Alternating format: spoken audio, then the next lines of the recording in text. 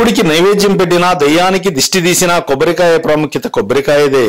చలవ చేయడం, తక్షణం శక్తినివ్వడం, శ్రమను అలసటను పోగొట్టడం, గుండెకు, మూత్రపిండాలకు, నరాలకు, పేగులకు శక్తిని కలిగించటం, గర్భాశయ దోషాలను పోగొట్టడం, లివర్ జబ్బుల్ని ముఖ్యంగా కామెర్ల వ్యాధిని పోగొట్టడం, ఇలా అనేక రకాలుగా మానవాళికి ఉపయోగపడుతోంది కొబ్బరి. కొబ్బరి చెట్లలో పనికిరాని భాగం అంటూ ఏదీ లేదు కాబట్టి నిస్సంకోచంగా ఇది కల్పవృక్షమే.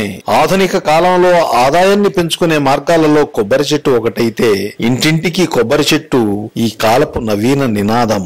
అత్యవసర పరిస్థితుల్లో ప్రాణాపాయంగా ఉన్నప్పుడు ప్రకృతి సిద్ధంగా దొరికే అమృత జలం కొబ్బరి నీళ్లు. వాంతులు, విరోచనాలు, వడదెబ్బ, ఉపవాసాలు, జాగరణలు, అతిగా ప్రయాణాలు, అమితంగా ఉపన్యాసాలు చెప్పి అలసిపోవడం, ఇలాంటి పరిస్థితుల్లో శోష వచ్చి మనిషి కుప్పకూలిపోతాడు.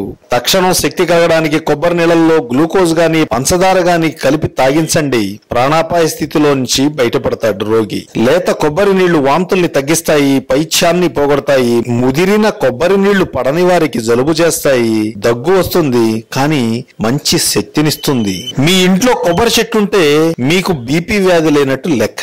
నేల మీద రాలిపడే కొబ్బరి పువ్వుల్ని సేకరించుకొని నేతిలో వేయించి మెత్తగా దంచి అర చెంచా పొడి చొప్పున 3 పూటలా తీసుకోండి. వీలైతే తేనెతో లేదంటే పంచదారతో గాని, అది కుదరకపోతే నేరుగానే ఈ పొడిని తీసుకోవచ్చు. బీపీ తీవ్రత తగ్గుతుంది, రక్తస్రావం తగ్గుతుంది, రక్తంతో కూడిన వాంతులు తగ్గుతాయి, విరోచనాల వ్యాధిలో రక్తం పడటం తగ్గుతుంది.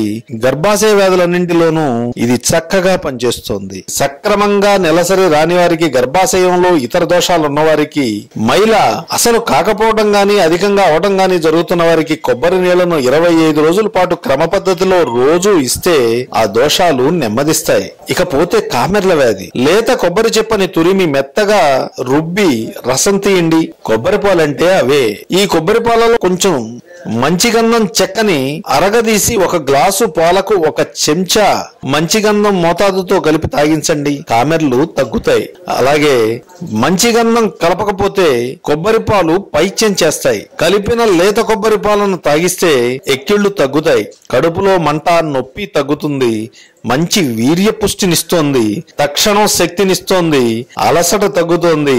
వృద్ధులకు దీన్ని వాడితే మూత్రపు బాధలు తగ్గి మూత్రం పల్చగా వస్తుంది. ఇకపోతే చాలా మంది తల వెంట్రుకలు రాలిపోతున్నాయని బాధపడుతుంటారు. వీరు తలకు ఏం రాస్తున్నారని అడిగితే రకరకాల బ్రాండ్ల కొబ్బరి నూనెలను గాని, గానుగల్లో కొన్న కొబ్బరి నూనెను గాని రాస్తున్నట్టు చెప్తారు. కల్తీమయంగా ఉన్న ఈ ఆధునిక కాలంలో మనం దేన్ని నమ్మడానికి వీల్లేదు. తల వెంట్రుకలు రాలడానికి కారణాలు అనేకం ఉంటాయి. వాటిలో మీరు వాడుతున్న బ్రాండ్ కొబ్బరి నూనె మీకు పడకపోవడం కూడా ఒకటి.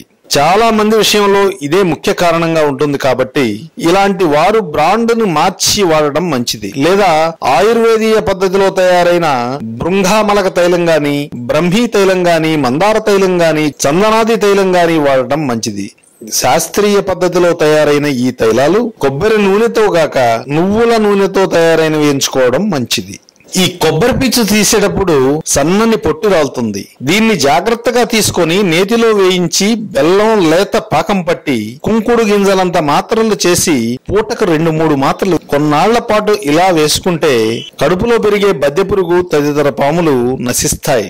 కడుపులో మంటకు కూడా కొబ్బరి ఔషధంగా పనిచేస్తుంది. లేత కొబ్బరి బోండం కొట్టించుకుని నీళ్లు తాగేశాక అందులో లేత కొబ్బరి తీసేసుకుని కొబ్బరి డెప్పల్ని అవతల పారేస్తారు కదా, ఈసారి అలా పారేయకుండా దాని లేత పీచుని దంచి రసం తీసి కొంచెం పంచదార కలిపి తాగించండి. కడుపులో మంట తగ్గుతుంది.